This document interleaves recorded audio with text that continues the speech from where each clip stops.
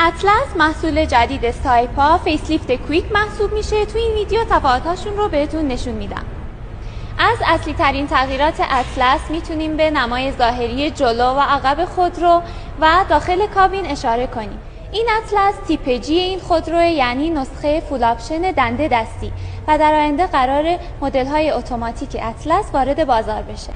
موتور اطلس M15 GSI با حجم 1.5 لیتر 8 سوپاپ دارای قدرت 90 اسب بخار که نسبت به موتورهای M15 معمولی مصرف سوخت کمتر و توان بیشتری رو در اختیارتون میذاره. این نسخه موتور برای کویک GX هم استفاده شده. پلتفرم و ابعاد اطلس و کویک مشابه هم هستند. در ادامه ویدیو تک به تک تغییرات اطلس و کویک رو بهتون نشون میدم.